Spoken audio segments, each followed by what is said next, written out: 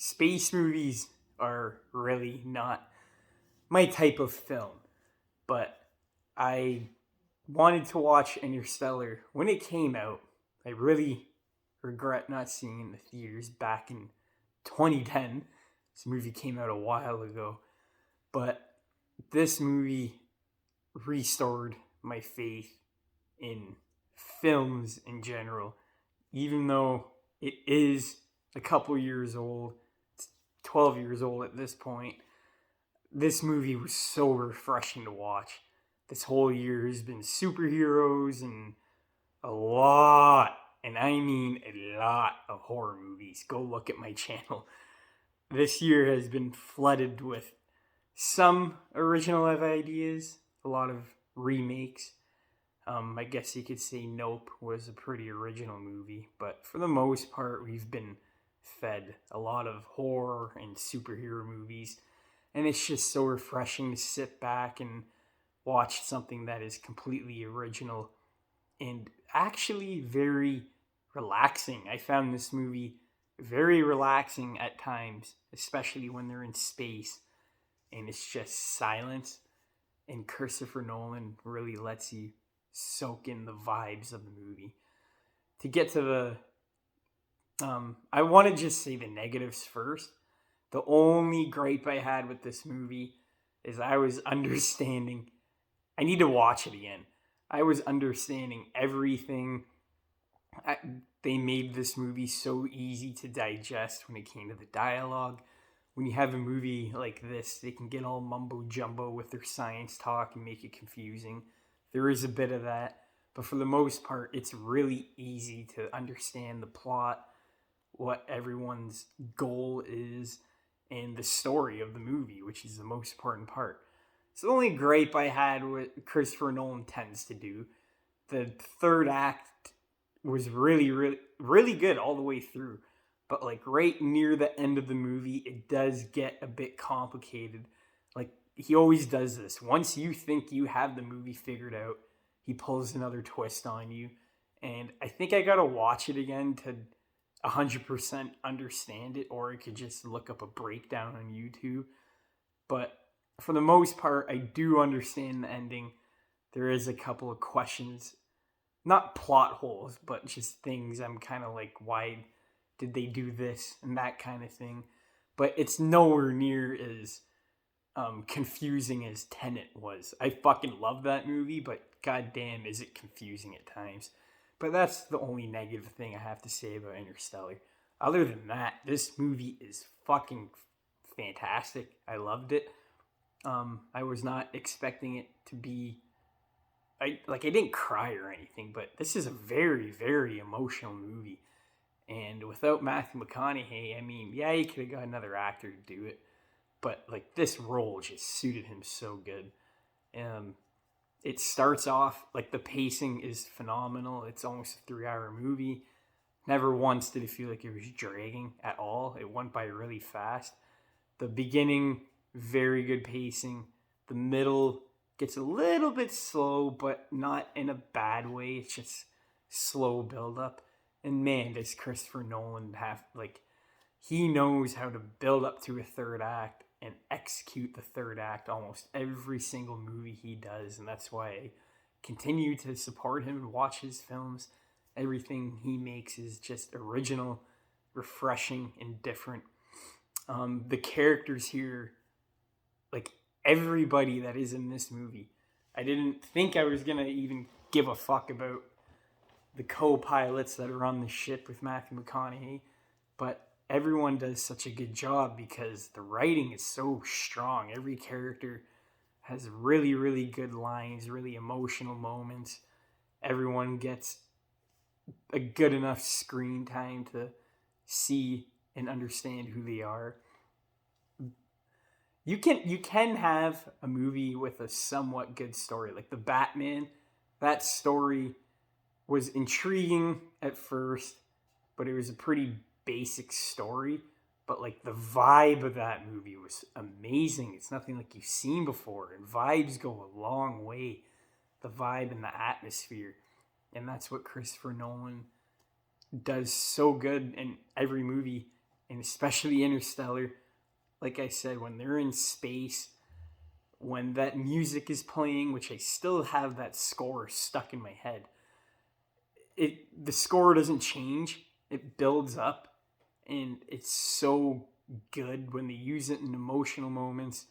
They use it during epic moments when you think people aren't going to get out alive. It's the same score through the whole movie, and it's really engaging. They don't change up the sound at all. It stays the same, but it's just so entertaining and engaging to listen to. And that, for me, is a big part of the movie and the story. This movie could have had a pretty predictable, and you know Christopher Nolan. None of this stuff is predictable, but they could have made this movie, not have the best story, but man, is it intriguing. You really want to know what happens next. It's not predictable. There's no plot holes, really. Like I said, there's a couple of things I was confused about, but I think that's me. It's not the movie. There's a lot of stuff to digest here, just like the rest of his movies. I was gonna say something else. The acting, for Matthew McConaughey, made the movie, and I didn't know Matt Damon was in this. And when he showed up, that elevated the movie. The chemistry between him and Matthew McConaughey is great. I'm not gonna sit here and try to explain the story. I understand it, but it is not an easy story to explain. So if you want to know, the breakdown of Interstellar, go look it up on YouTube, because this is not the channel for that. Just my thoughts about the movie as a whole. I don't even want to attempt to explain the story, because me explaining it and thinking about it myself just gives me a headache, because it's so much thinking about it. But when Matt Damon came in, the chemistry was there. There's a little twist with Matt Damon's character. There's a twist with Michael Caine's character. And it feels so natural and just so professional, how they wrote these characters. Everyone has a part in this movie. Jessica Chastain is great as always. I really felt the dynamic between her and Matt, because Matthew McConaughey's the dad. They have a really, really emotional relationship, but it's really well acted. If it wasn't for the actors, man, this would have and the writing, just like every other great movie, it would have fell flat. But they bring this movie up, and it just keeps fucking going. I didn't know if they were going to be able to capitalize on the third act, because in my head, it's a really hard thing to do, especially when you're dealing with space and time. But boy, does the third act deliver. A bit confusing, but it delivers. The best parts about this movie to me, yes, the story was good, but what I liked the most was just the emotional moments and the acting, especially Matthew McConaughey. God damn, that guy can act. And the silence and just in space, I couldn't get over it. I loved it.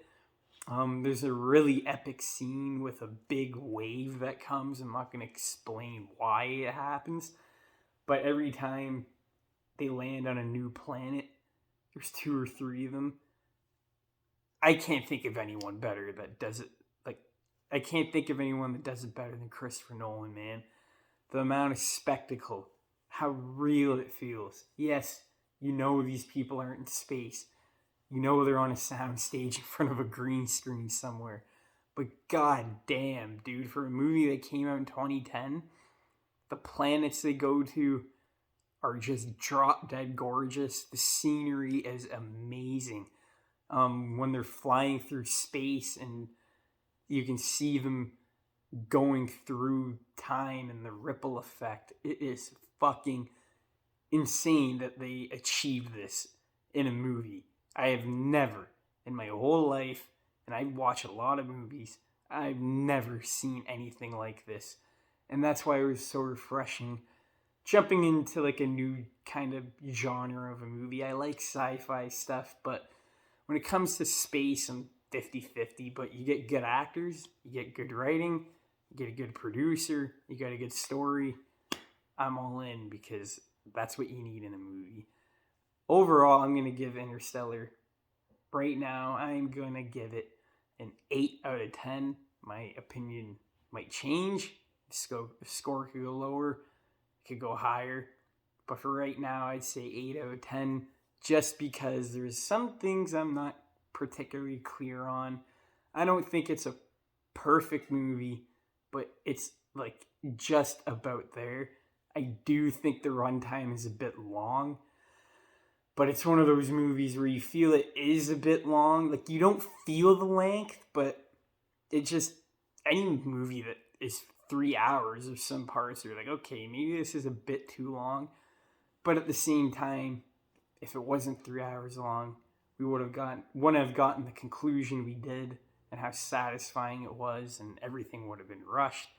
But I don't know. I just need to think about the movie more. All in all, Christopher Nolan is a filmmaker.